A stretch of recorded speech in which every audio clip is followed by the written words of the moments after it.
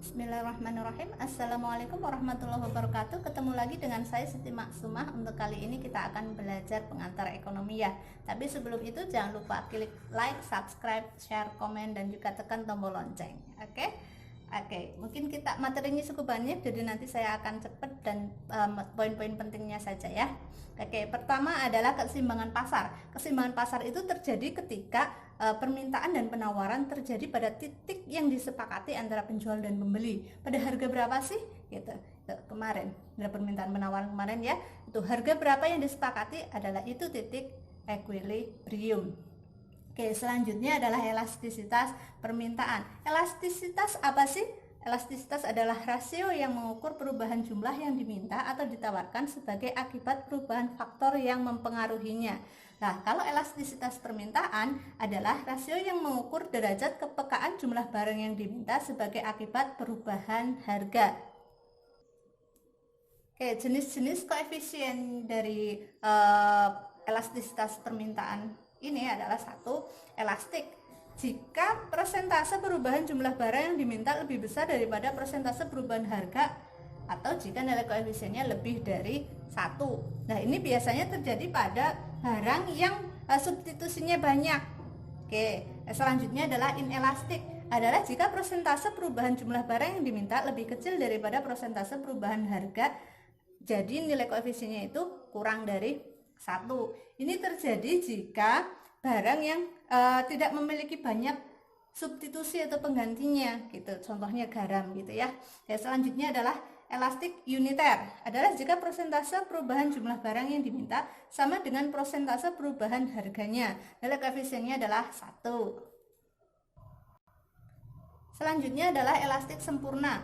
Adalah harga tidak berubah tetapi jumlah yang diminta berubah. Contohnya harga bensin ya.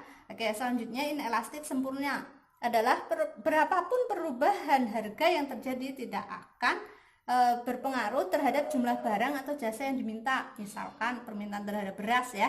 Oke, selanjutnya adalah faktor-faktor yang mempengaruhi elastisitas permintaan. Pertama adalah ketersediaan barang substitusi. Yang kedua, jumlah penggunaan barang dan jasa. Selanjutnya adalah pengeluaran atas barang dan jasa. Nomor 4 adalah intensitas kebutuhan, dan yang kelima adalah masa penyesuaian. Nah, sekarang masuk ke elastisitas penawaran. Elastisitas penawaran apa sih itu? Elastisitas penawaran adalah sebuah ukuran seberapa besar derajat kepekaan jumlah barang yang diminta terhadap perubahan harga. Sebenarnya kalau yang terjadi di elastisitas permintaan bisa juga terjadi di elastisitas penawaran ini ya. Jenis-jenis koefisien elastisitasnya adalah 1. Elastik. Jika persentase perubahan jumlah barang yang ditawarkan lebih besar daripada persentase perubahan harga, atau nilai koefisiennya 1. Selanjutnya adalah inelastik. Jika persentase perubahan jumlah barang yang ditawarkan lebih kecil daripada persentase perubahan harganya, nilai koefisiennya kurang dari 1. Yang ketiga adalah elastisitas uniter. Jika persentase perubahan jumlah barang yang ditawarkan sama dengan persentase perubahan harganya atau koefisiennya sama dengan 1. Elastik sempurna jika harga tidak berubah sedangkan jumlah yang ditawarkan berubah. Jadi selanjutnya adalah inelastik sempurna. Jika perubahan harga tidak mampu mengubah jumlah yang ditawarkan atau koefisiennya sama dengan 0. Oke, faktor-faktor yang mempengaruhi elastisitas penawaran ini apa sih? 1 adalah jumlah persediaan. Kalau persediaan barang banyak itu berarti semakin elastis ya. Oke, selanjutnya adalah mobilitas faktor produksi. Yang ketiga adalah jangka waktu produksi. Kalau jangka waktunya lebih banyak berarti semakin tidak elastis. Yang selanjutnya yang keempat adalah daya tahan penyimpanan. Kalau produk yang tidak tahan lama seperti makanan gitu ya, itu semakin sifatnya umumnya lebih inelastis. Kalau yang lebih tahan lama itu lebih elastis. Oke, sekarang masuk ke struktur pasar. Struktur pasar adalah berbagai dimensi yang dapat mempengaruhi kinerja perusahaan dalam dalam pasar, seperti karakteristik dan jumlah perusahaan, skala produksi, tingkat kesamaan atau perbedaan dari produk yang dihasilkan perusahaan. Oke, jadi di sini itu nanti ya ada beberapa jenis pasar ya. Di sini pertama adalah pasar persaingan sempurna. Pasar persaingan sempurna ini merupakan jumlah perusahaannya itu sangat banyak dan kemampuan setiap perusahaan dianggap sebanding sedemikian kecilnya, sehingga sedemikian kecilnya tidak bisa mempengaruhi pasar. Kekuatannya itu kecil gitu ya, sehingga tidak bisa mempengaruhi pasar karena tadi produsennya banyak, sehingga kecil itu kemampuan untuk merubah harga di pasar, sehingga ini pasar persaingan sempurna. Ciri-ciri pasar persaingan sempurna adalah terdiri dari banyak penjual pastinya ya, dan juga pembeli. Yang kedua adalah adanya kebebasan untuk membuka dan menutup perusahaan. Yang ketiga, barang yang diperjualbelikan bersifat homogen. Yang keempat, penjual dan pembeli memiliki pengetahuan yang sempurna tentang pasar. Yang kelima, mobilitas atau perpindahan sumber ekonomi cukup sempurna.